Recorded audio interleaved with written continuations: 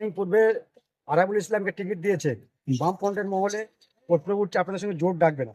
দেখুন, একটা কথা বলবো, কে কোথায় কি প্রশ্ন করছে কি বলছে তাতে বিতর্কে জড়ানো উচিত হবে না বলে মনে করছি। এখন বিজেপি তৃণমূলের বিরুদ্ধে লড়াই করতে হবে। বিজেপি তৃণমূলের বিরুদ্ধে যে সমস্ত ধর্মনিরপেক্ষ শক্তিগুলো আছে ঐক্যবদ্ধ করার জন্য 8 মাস ধরে কিন্তু আমরা স্যাক্রিফাইস করে গিয়েছি, ইগো দূরে সরিয়ে রেখে গেছি। আপনি যে কথা বলছেন, বামেদের পক্ষ থেকে এখনো কোনো অফিসিয়ালি চিঠি আমাদের কাছে আসেনি বা অফিসিয়ালি কোনো বার্তা আসেনি যে কে প্রার্থী করা যাবে না, ওকে প্রার্থী করা যাবে না।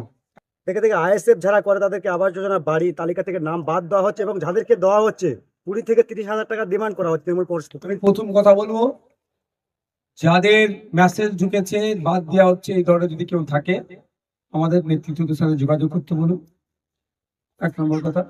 দ্বিতীয় কথা হচ্ছে, যাদের কাছে 20-30 হাজার টাকা চাইছে তাদেরকে বলবো, যে চাইছে তার বিরুদ্ধে একটা থানায় অভিযোগ করুন, 20 পয়সা দেবেন না কাউকে। সভা কর্মীদের উদ্দেশ্যে কি বার্তা দেবেন? কর্মীদের উদ্দেশ্যে অলরেডি বার্তা দিয়েছি, কিভাবে প্রচার করতে হবে, ভোট লুট কিভাবে আটকাতে হবে, এবং সাথে সাথে এটাও বার্তা দিয়েছি শুধু ভোটের জন্য নয়, এসআইআর যাদের নাম অনৈতিকভাবে অবৈধ অন্যায়ভাবে ডিলিট করেছে তাদের নামের লিস্ট তৈরি করতে বলেছি। ইভেন যদি অন্যায়ভাবে ডিলিটের লিস্টে বিজেপি বা তৃণমূলের কর্মী থেকে থাকে, তারা যদি আমাদের সহযোগিতা চায় আমরা পূর্ণ তাদেরকে আইনি সহযোগিতা করব। এই লিস্ট তৈরি করে দ্রুততার সাথে আমাদেরকে দিতে বলেছি। আপনারা ক্যানিং পূর্বে আরাবুল ইসলামকে টিকিট দিয়েছে, বামফ্রন্টের মহলে প্রশ্ন উঠছে আপনাদের সঙ্গে জোট ডাকবে না। দেখুন, একটা কথা বলবো, কে কোথায় কি প্রশ্ন করছে কি বলছে তাতে বিতর্কে জড়ানো উচিত হবে না বলে মনে করছি। এখন বিজেপি তৃণমূলের বিরুদ্ধে লড়াই করতে হবে।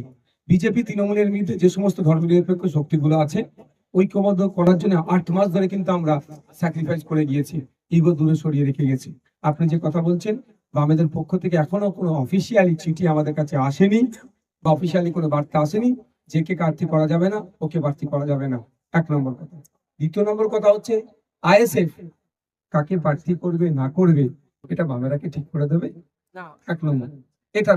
এর দ্বিতীয় কথা হচ্ছে, ঠিক তেমনই ভাবে বামেরা রায়দিঘিতে কান্তি গাঙ্গুলি বাবুকে প্রার্থী করবেন, তার না তার ছেলে সৌম্যবাবুকে প্রার্থী করবেন, সেটাও আমরা ঠিক করে দিতে পারি না। আমরা অন রেকর্ড বলছি, আমরা রায়দিঘির সিটটা ছেড়েছি শুধুমাত্র কান্তি গাঙ্গুলি বাবুর জন্য। এখন প্রার্থী লিস্টে দেখছি কান্তি গাঙ্গুলি বাবুর নাম নাই, তাহলে কি আমি বলবো ওই সিটটা আমাকে ফিরিয়ে দাও?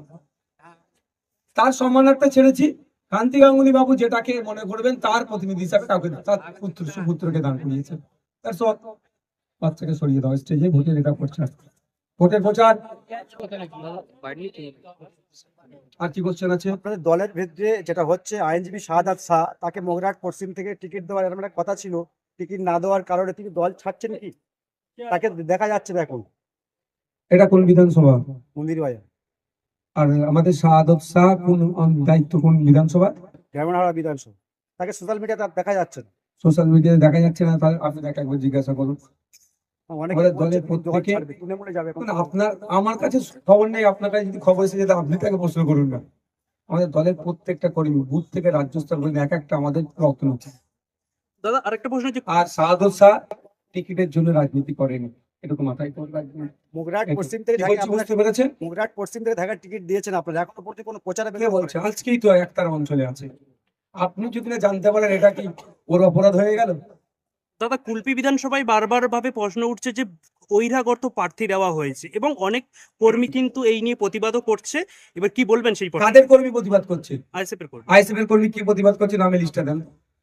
আইএসএফ ওই রকম কর্মী তৈরি করে না। আদর্শ ভিত্তিক একটা দল আইএসএফ।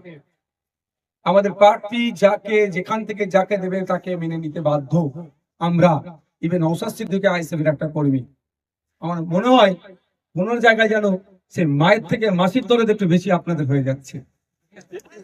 1 নম্বর বহিরাগত বলছে।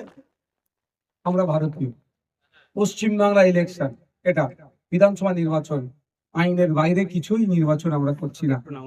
ইলেকট্রাল রোল তুলে যে কোনো জায়গায় কন্টেস্ট করতে পারে। মমতা ব্যানার্জি গিয়েছিলেন কোথায়? নন্দীগ্রামে কন্টেস্ট করতে। ওই তখন তো তাকে কেউ বহিরাগত বলেনি। ও নামটা একটা ব্র্যান্ড বলে নাকি? থেকে থেকে আইএসএফ যারা করে তাদেরকে আবাস যোজনা বাড়ি তালিকা থেকে নাম বাদ দেওয়া হচ্ছে এবং যাদেরকে দেওয়া হচ্ছে 20 থেকে 30 হাজার টাকা ডিমান্ড করা হচ্ছে তৃণমূল পরিষদ। আমি প্রথম কথা বলবো, যাদের মেসেজ ঢুকেছে বাদ দেওয়া হচ্ছে এই ধরনের যদি কেউ থাকে আমাদের নেতৃত্বদের সাথে যোগাযোগ করতে বলুন, এক নম্বর কথা। দ্বিতীয় কথা হচ্ছে যাদের কাছে 20-30 হাজার টাকা চাইছে তাদেরকে বলবো, যে চাইছে তার বিরুদ্ধে একটা থানায় অভিযোগ করুন, 20 পয়সা দেবেন না কাউকে। Thank you.